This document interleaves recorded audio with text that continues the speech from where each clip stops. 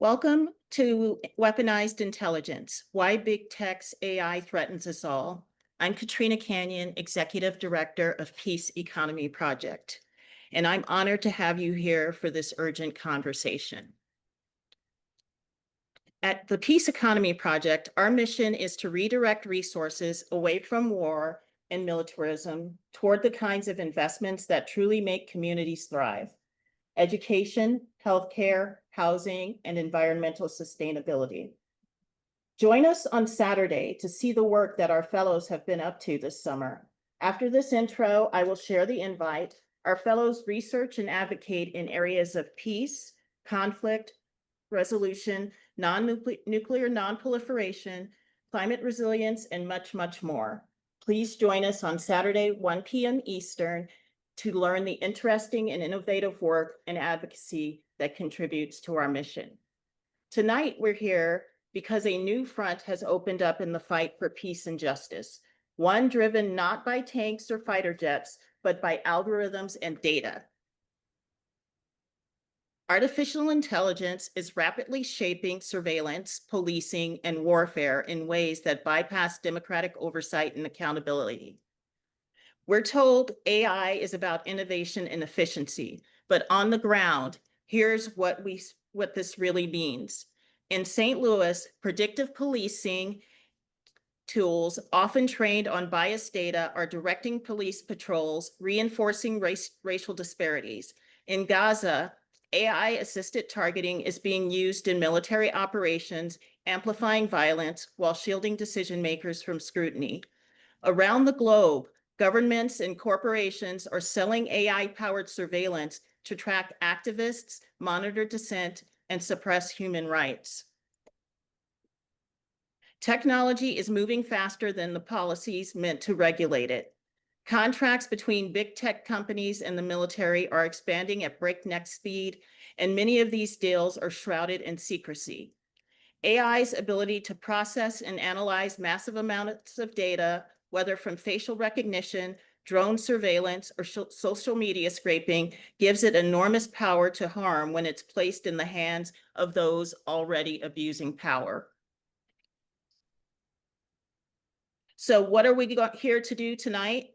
First, we're going to expose how AI is weaponized by governments and corporations and how that affects people from the local neighborhoods to conflict zones worldwide. Second, we'll hear from experts, activists, and those with lived experience, people who have seen firsthand how AI is used to control, punish, and profit from communities. Third, we'll discuss concrete steps each of us can take to resist AI militarization, from policy advocacy to coalition building to community education. This is a fight we can win, but only if we work together. AI is not inherently good or bad, it's a tool. And right now, that tool is being used to consolidate power in the hands of the few at the expense of the many. Our task tonight is to understand the threat, name it clearly, and organize to stop it. I encourage you to listen closely, ask questions, think about where your own voice and skills can fit into this movement. Tonight, we are honored to host an incredible panel of voices on the front lines of the fight for AI justice. Norman Solomon, author and co-founder of Roots Action. Jack Polson, investigative journalist and executive director of Tech Inquiry, uncovering corporate government ties in surveillance and military tech. Dr. Ruhab Benjamin, Princeton scholar and author of Race After Technology, offering reflection on the social justice implications of weaponized AI. Ezra Al-Shafi, founder of Surveillance Watch, exposing the global surveillance industry while navigating significant personal risk. Amber Rahman, researcher with Princeton's Ida B. Wells Just Data Lab, exploring data justice from the US to Palestine. First, we would like to engage the audience by launching a Zoom poll.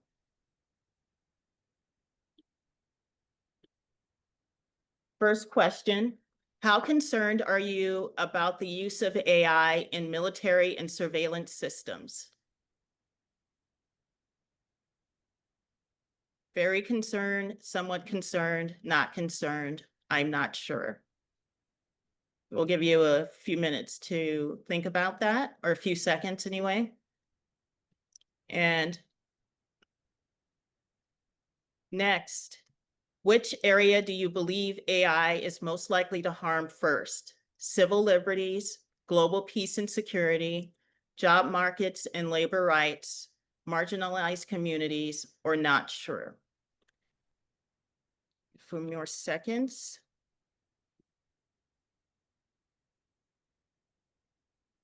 Imran, can you see if people are voting? Yes, we've got people voting. Okay, great.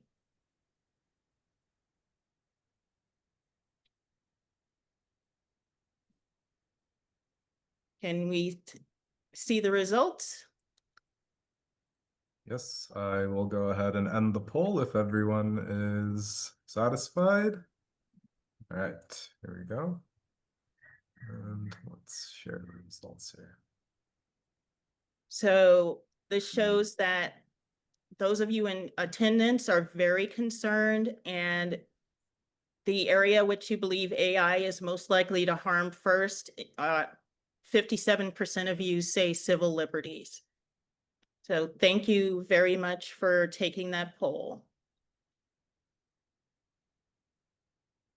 So our first speaker is Norman Solomon, author of War Made Invisible and co-founder of Roots Action.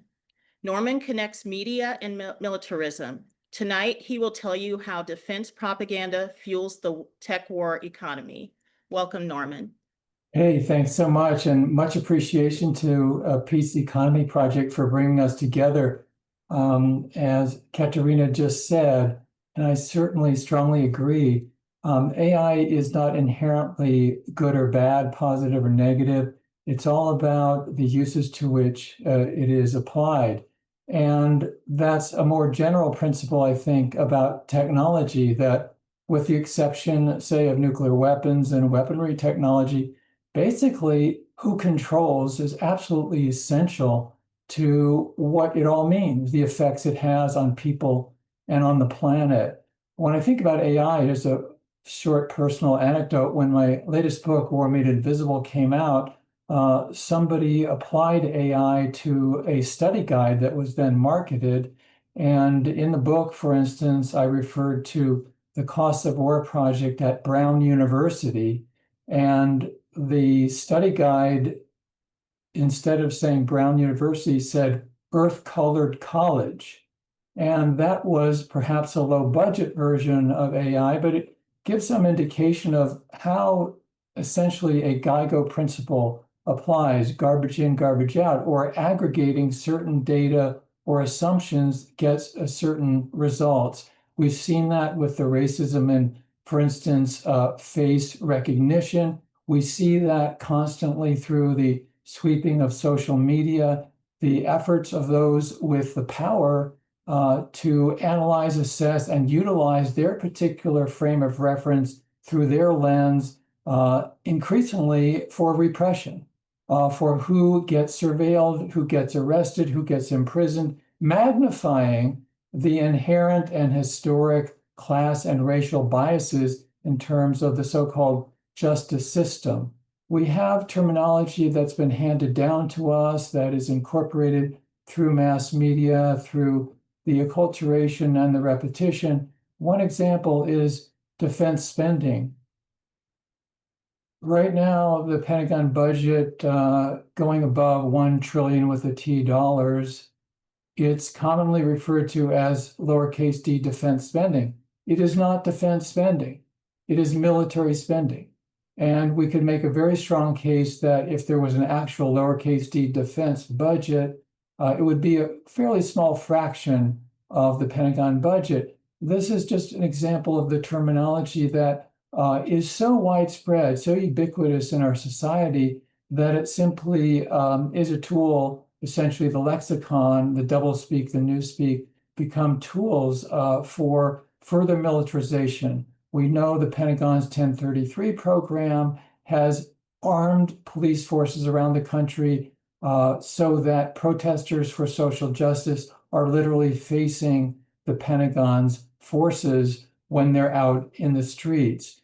We have a reality of mass media that goes to the very point of how technology is used, that not only the so-called legacy media, but the fact that social media, what is online, is to a remarkable and often undetected degree driven by huge corporations, driven by the media output, and the fact that so many websites, so many different avenues of communication through the internet are either having screens put up in terms of through the algorithm, who sees what, how often, but also content itself.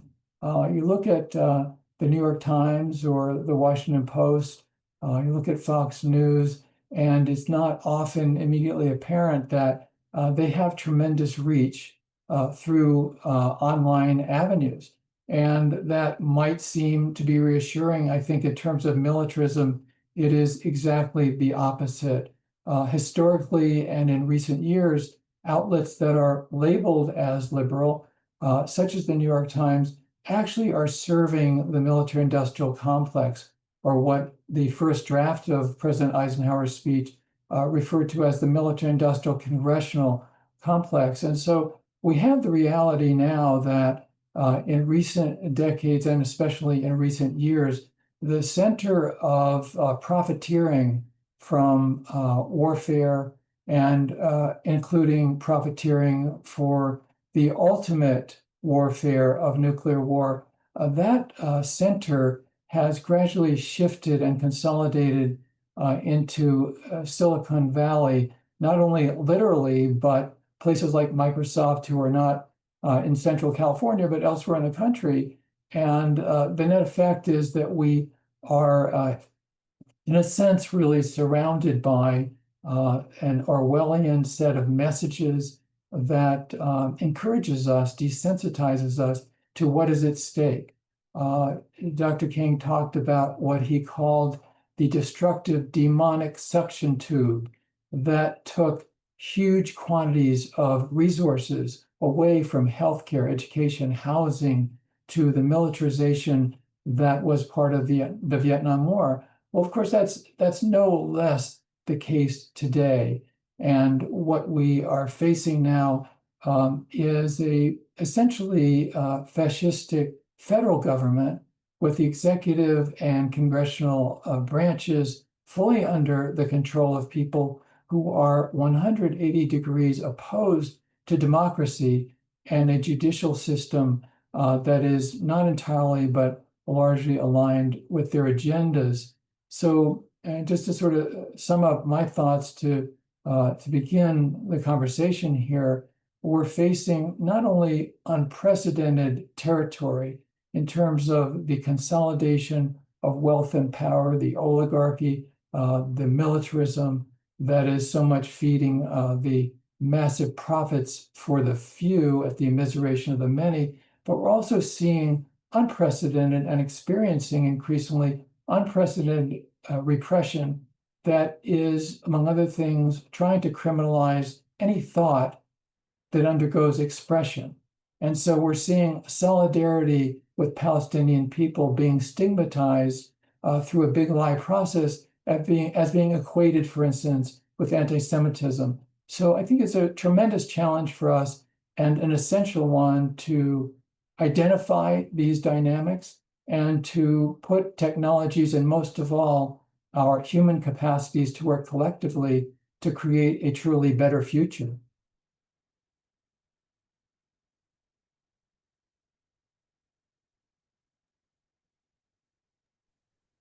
Thank you for that.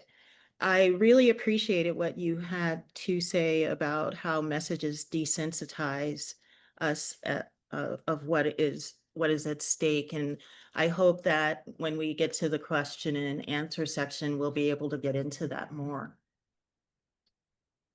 Next up, we have Jack Polson. Jack has spent years pulling back the curtain on the relationship between big tech and the military-industrial complex. Tonight, he'll show us how those relationships are expanding AI's role in war and policing. Welcome, Jack. Thank you. And I want to start by apologizing. I'm quite under the weather. Probably coughing at some point during my talk. I might not be. In terms of setting, according to the public history of the Peace Economy Project, it started in 1977 with a significant focus on McDonnell Douglas. And of course, that later merged about 20 years later into Boeing. Market cap of Boeing, which is effectively its financial power, it's at 176.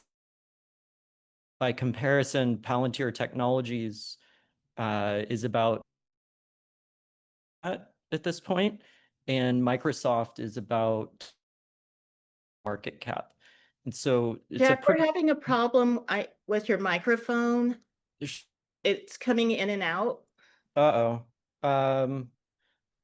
Is anybody else hearing that? Yeah.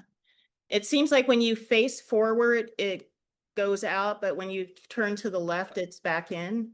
Yeah, I can I'm not just it. Can you hear me right now? Yes. Okay.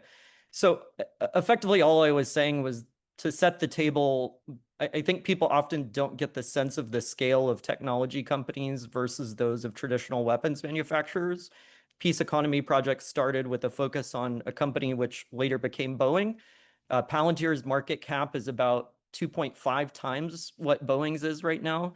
Microsoft's is about, 22 times what Boeing's is. And so technology companies are just absolutely monstrous in size relative to traditional defense contractors at this point. And, this has been predicted for some time. For example, in 2013, Eric Schmidt, former chairman or former CEO of Google, penned in a 2013 book that, to the effect of what Lockheed Martin was to the 20th century, technology and cybersecurity companies will be to the 21st. That's certainly market caps at this point. Now, in terms of how to investigate these companies and their interaction with governments, I think it's really critical to think of it as, this interplay between both. And you have to understand and map out both in quite a lot of detail before you can look at their interactions. And I would broadly, well, of course, one of the ways that you can start on that is through looking at public procurement, which is certainly something I've spent a lot of time on. But since I only have a little bit of time, what I wanted to kind of highlight is where I think a lot of the sort of critical community could be stronger and what might fill in a lot of missing pieces. One of those that I think is highly underemphasized is a forensic understanding of the history of U.S. Special Operations Forces. If for no other reason that if we're interested in the usage by the U.S. military of technology, Special Operations Forces, for example, Joint Special Operations Command, Green Berets, et cetera, are the tip of the spear. And that's not just in terms of physical activity, like kicking in doors in Afghanistan. It's also in terms of technology development. So, for example, Palantir's first contracts really at any scale with the U.S. military were through the Green Berets in Afghanistan circa 2010. In fact, through an office which is now known as the Irregular Warfare Technical Support Directorate. At that time, it was called the Counterterrorism Technical Support Office. It's quite an interesting organization for anybody interested in the geopolitics of technology. If you go to their website even, it's just, I think, cttso.com, still with the old acronym. What you'll see is it's composed of a set of partnerships of 7 nations, with actually one other being negotiated, which is the Five Eyes, as I think we're all pretty familiar with, effectively the UK and its former colonies, but then also Israel and Singapore. And that these 7 countries are in a very tight-knit, technologically oriented, what they would describe as counterterrorism partnership. And this is very intense technology partnership that explains a lot more of sort of international sales than people might realize. What's interesting at this point is that Norway has been in negotiations to become the 8th country. So part of the reason I would emphasize a deep understanding of special ops as well is that it opens the door to understanding covert operations in general. I think one of the traps people fall into is treating like intelligence agencies as unknowable, but special operations kind of fits in this sweet spot of being both unclassified in many circumstances, but also being a close partner of, for example, the CIA. And so I would argue if you want to understand even what the CIA is doing with technology, you should really start by a forensic analysis of what is open source about US special operations. There's a lot of really good books I'd be happy to talk about after that. The other I would say is that I think it's very useful to at least be able to speak the language of the US government in order to do analyses of what the governments are doing. And so one useful kind of analogy to understand is that, for example, right now, Eric Schmidt's Special Competitive Studies Project, which is arguably the center of the US military's incorporation of artificial intelligence, as well as the intelligence agencies, is an explicit reference to a study that was started in 1956, in fact, under the Rockefeller Brothers Fund. It was called the Special Studies Project. So obviously SCSP is an analogy to SSP, and in fact, Henry Kissinger was closely associated with both. And SSP was really at the pretty close to the beginning of the first Cold War, and it was a question of, well, how can US venture capitalists help the US government decide its policy for how to fight the Cold War? Largely at that time, what was being invented was spy satellites. Very interesting history there, documented in a book called Spy Capitalism by Jonathan Lewis. Highly, highly recommend it if you've never heard of the company iTech. And you can really think of SCSP as the modern analog of, if you think of a new Cold War of really starting circa 2014 with the US shift away from the global war on terror into great power competition, SCSP is the modern analog of how to current venture capitalists guide the US government into fighting the new Cold War.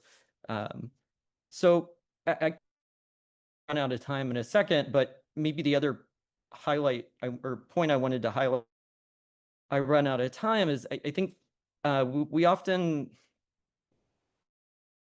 hypercharged, second Trump administration narratives to kind of treat this as a problem that's specific to. And I think it's really critical to understand that the call is sort of often coming from to have a long-term understanding of where, for example, even stay so central. They're frankly pretty similar during democratic. Even going back to the original Cold War, for example, the Special Studies Project, that was funded by others fund, spy satellites themselves, Ford Foundation, actually. And so there's any, as I was maybe hinting before the call, ProPublica and uncritically citing US information warfare any caveats in its discussions of China's alleged activities with fentanyl. And so I could go into a lot of detail into this in terms of like actually having direct leaks, in terms of how it is that the operations are functioning. But suffice it to say, organizations to pay attention to are Center for Advanced Defense and its for example, C4ADS, it's not a secret, is but somehow it's managed to itself as quite a central source for journalists across publication you can name that in any way studies sanctions enforcement. And so really, if you could have a takeaway in terms of the way information operations work with the US military, the focus really is on emphasizing US sanctions policy, like underpinning that through the media. And one of the major tools for that is corporate records analysis. If you will, like think of what I do through Tech Inquiry, but with a for-profit business with like hundreds of millions of dollars behind it in direct partnership with like, US military organizations hacking things. And so, I'm probably out of time already, so I'll leave it there, but I'd be happy to dig into anything afterwards. And I look forward to hearing from all of the other wonderful speakers. Thank you, Jack Polson. That was really interesting. And I am also hoping when we get to the question portion that you'll further investigate the concept of encouraging people to speak the language of the US government. I think a lot of people feel intimidated by what the government is doing, and they feel like they can't understand it. And if we could cover that in the question and answer portion later, that would be great. Next up, we have Amber Rahman. Amber's research with the Ida B. Wells Just Data Lab bridges local and global struggles, showing how the tools used on protesters here are the same used in occupation abroad. Welcome, Amber, and thank you for being with us tonight. Hi, everyone. Thank you so much for having me. It's an honor to be here. My name is Amber Rahman, and today I'm going to be speaking about a case study of an AI-enabled tool of violence called ShotSpotter, an example of the collusion between policing, militarism, and colonial occupation enabled by technology. But before I do that, it's my responsibility to ground this moment that we're all in right now in the reality of the cold-blooded, tech-enabled murder of Palestinian Ghazawi journalist Anas al-Sharif and 5 other Palestinian journalists by the Zionist entity and the United States drone strikes just 2 days ago. I'm going to try to share my screen here. Please tell me if you can see it. We can see it. Thank you. I wanted to share this because really, as I was preparing for this talk, my heart was it was broken. And these moments remind me that yes, we must study and yes, we must analyze, but we also must act. And we have to actually use this knowledge to act to stop this tech-enabled violence wreaking havoc on our communities from the US to Palestine. And we must support movements that disrupt the supply chains of military AI tools that likely contributed to Anas's murder. I want to ground us in his will that he wrote to do that, which I encourage you all to read in full after this event. And really, what a shame that a 28-year-old had to write a will, anticipating that the world will not stop the Zionist entity American bombs enabled by military AI from murdering him. He writes to all of us, "I entrust you with Palestine, the jewel in the crown of the Muslim world, the heartbeat of every free person in this world. I entrust you with its people, with its wronged and innocent children who never had the time to dream or live in safety and peace. Their pure bodies were crushed under thousands of tons of Israeli bombs and missiles, torn apart and scattered across the walls. I urge you to not let chains silence you, not borders restrain you. Be bridges towards the liberation of the land and its people until the sun of dignity and freedom rises over our stolen homeland.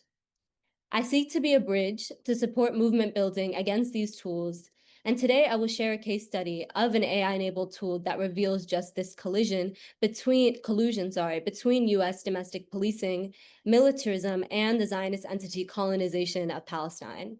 This presentation is grounded and made much more urgent in light of the ongoing genocide against the Palestinian people.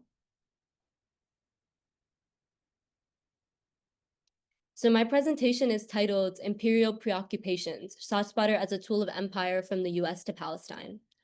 This talk will explore a framework I've created called Imperial Preoccupations that is foundationally influenced by Black internationalist thought to understand how carceral colonial digital technologies and global use are tools of US empire and make inextricable local and global sites of struggle. The surveillance technology ShotSpotter, which is marketed as an acoustic gunshot detection technology, is my case study. My proposed framework reveals and centers the American settler colonial desire to police, surveil, and control the imperial core and its colonial outposts abroad, particularly occupied Palestine. And through my study of this tool, I challenge our understanding of militarizing the police by emphasizing that in the case of ShotSpotter, it is not only the other way around, as it was a policing tool used against Black and Brown people in California first, then exported globally, but policing and militarism and corporatism are symbiotic and deeply related systems engaged in the project of empire by occupying territory and people just on different terrains of combat. Digital AI-enabled tools only make these relationships more intertwined. This framework also helps to understand the collusion, as I was talking about, that operate in the shadows unchallenged. My analysis is based on an assessment of US policing and military contracts with ShotSpotter, along with an Israeli contract that was signed in 2021. I conduct an assessment of its marketing to the public and versus to its government customers, particularly leaning on a widely unknown ShotSpotter white paper that was aimed at possible customers, comparing local police and military uses of the tech to do that. So importantly, what is ShotSpotter?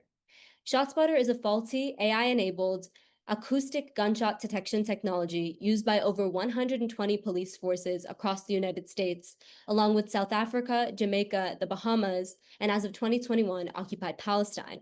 ShotSpotter has also been used, has been tested and funded by the US federal government, including the US military. As I mentioned, it was first used by police in California in the 1990s. So the company works with police to place thousands of microphones across Black and Brown neighborhoods, on lampposts, schools, apartment buildings, elderly homes, churches, hospitals, etc. It is primarily used against communities of color in the United States, and it also has been documented to be widely ineffective, with close to 70 to 80% reported false alarms in some cities across the US.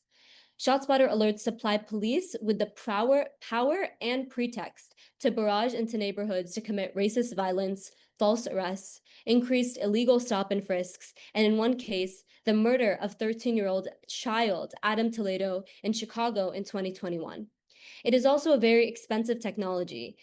For example, the city of Chicago had a contract of over $9 million per year before it was canceled due to sustained organizing against it that I was grateful to be involved in.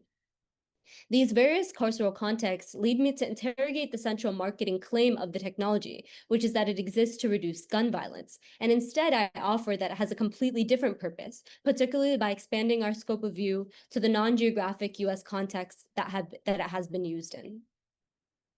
So this image is actually a screenshot from the website that shows how they supposedly utilize this tool. So a gunshot is fired, then using AI, it is detected and located, the location exactly of where that sound was heard. Then it is reviewed actually by a 24/7, supposedly, a group of human employees who listen to the gunshot and then send that noise to the police to deploy cops. So to understand the true functionality of these tools, I want to emphasize the importance of leaning on traditions of Black internationalism for our analysis. I won't get into much detail about it now, and hopefully I can expand on it later. But I want to emphasize that in my studies, I've leaned heavily on understanding the Black Power movement in the 1960s and 1970s, and particularly trying to understand the occupied territory framework that was put forth by many organizations and activists for liberation. So I'm going to quickly share just a quote from Malcolm X in 1964 when he talked about this occupied territory framework, when he says, Algeria is a police state, any occupied territory is a police state, and this is what Harlem is. The police here act like an occupying army, and in that case, they were making a direct connection between the conditions within the US and globally. So I build on this framework to say that ShotSpotter is a colonial tool of occupying communities globally. And my framework here leans on this idea of imperial preoccupations. I emphasize the pre at the beginning of this term to emphasize the way that prediction is a tool of empire to assume the quote unquote criminality of people of color. So the sensors are going to be predominantly placed in these communities of color, what the company in their own contracts calls quote unquote high crime areas. Then I use the word preoccupations to have kind of a double meaning. One, that policing is a preoccupation or an anxiety of the imperial state domestically and internationally, and it is the function of these tools. And I want to say here that a tool like ShotSpotter wouldn't be needed if not for occupation and occupation fantasies being enacted globally. And I have even added an addition to this term to say experimental preoccupations to illustrate that a fundamental aspect of the deployment of these technologies is actually testing, using communities of color as testing grounds for these tools because they are deemed contained and disposable by the state, and then they're exported for other uses globally. So I'm going to talk quickly here about the uses of ShotSpotter in the Zionist entity. So the Zionist entity made a contract with ShotSpotter in 2021, and this contract included a collaboration with a drone company, emphasizing this experimental side of things, where they said that they're going to have eyes in the sky and, microphones and sensors on the ground to be able to, quote unquote, using their sanitized language to obscure their actual intentions, locate victims and save lives, saying deterring crime. But I question a lot of this language, and I also say that it's deliberately obfuscating because it appeals to this image of Israeli settlers as quote unquote civilians to obfuscate their role in advancing the settler colonial project of the Zionist entity. It signals an enemy without explicitly naming who that enemy is, even though it is implied that it is going to be used against Palestinians. It also talks about urban, quote unquote, Israeli areas as the locations where this tool will be used, but it sanitizes the occupation and advances settler colonial domination. So I just want to draw our attention to what I will say is varying but related uses of the tool in various contexts in US cities, as I mentioned, those microphones on lampposts, streetlights, etc. I'm going to get into the uses by the military. In the case of the US military, they actually were put on soldiers' uniforms or on tanks, or also placed on military bases. And then in the case of the IOF, I mentioned drones combined with these sensors. And I'll quickly move through this to be cognizant of time. But this is an image of how it was used in a US military context. It was actually, as you can see, this sort of like arrows of where this information is being moved towards. The sounds are being collected on either soldiers on the military base itself, or on tanks or vehicles, in order to help UAVs or drones be able to locate their quote unquote targets. And I think this is very important to mention that in my analysis and research of the ways that this tool was used by the US military, it was deployed during the height of the war on terror in Afghanistan. Over 13,000 sensors were placed on US military uniforms. And throughout this, their writing about it, they lean heavily on using language of insurgents and armed enemy combatants, which are language developed by the US government to sanitize their war crimes.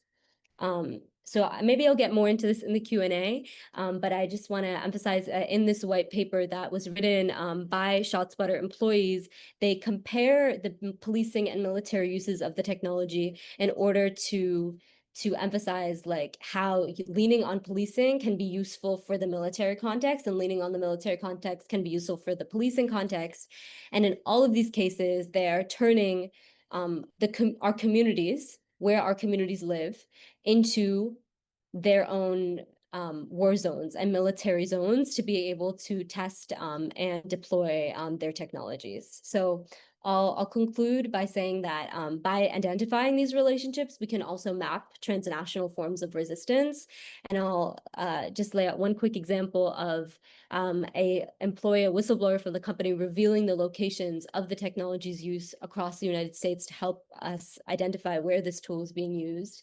And also a zine that we put together through the lab to help share what ShotSpotter is about, why it's an important internationalist issue, and how to actually locate them. Thank you so much for your time, and Free Palestine. Thank you so much for that presentation. It truly demonstrates how much police and military are intertwined in their work, in their actions. I am also intrigued by how you pointed out the language and how they sanitize it. And I also think that they further that by taking advantage of people's fears and trying to mask it under the guise of safety. So I really am looking forward to hearing more about that in the Q&A. Next up, we have, and thank you again, Amber. Next up, we have Esra Al-Shafi, and Ezra has risked her safety to track and reveal the shadowy web of the global surveillance industry. She brings us a vital perspective from West Asia and North Africa. Thank you for joining us today, Ezra. Thank you. And just confirming you can see my screen okay? Yes. Okay, great. Just to add a bit of context, I have hidden connections within the opaque surveillance industry.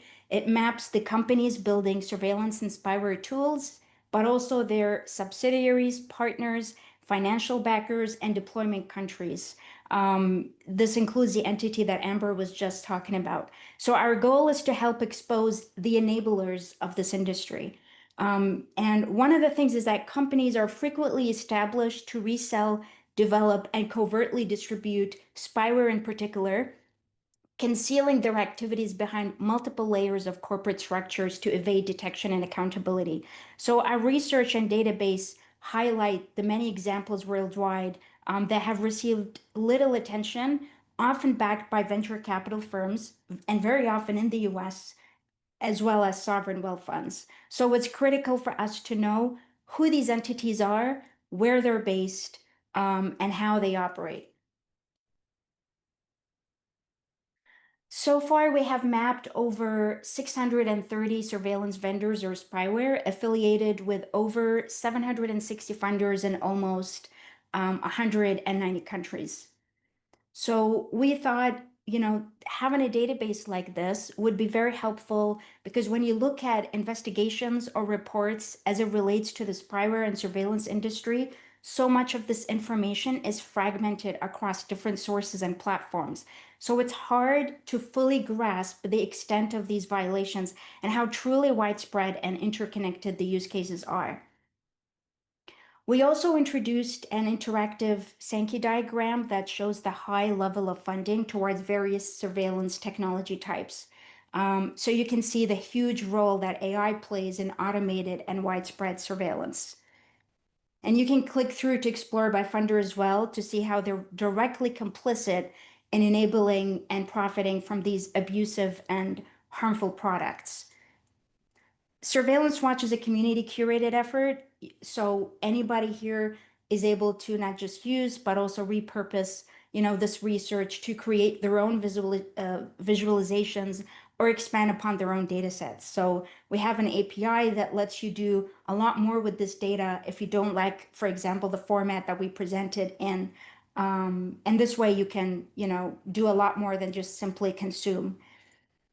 And everybody here can play a role in completing this data set. For a long time, we have just needed greater transparency and accountability in the surveillance industry, as well as the role it plays in not just persistent human rights violations, but also war crimes and genocides. So the more we know, the better we can resist, both in terms of protecting ourselves by understanding how we're being surveilled at a technical level, and in terms of advocating for ways to make this legally and financially more challenging to pursue. Thanks all. Thank you, Esra. It's an amazing tool. I'm completely just taken away by what your product can do. And when I saw it, I said, we really need to use this at Peace Economy Project. So I hope that people contact you and look into this. And this is a perfect example of how you empowered yourself in order to fight against a system that was surveilling you. So thank you so much for sharing such a tool on an open platform. Next up, we have Dr. Ruha Benjamin. Dr. Benjamin has been at the forefront of challenging the myths of neutral technology. Her work helps us imagine and fight for a just technology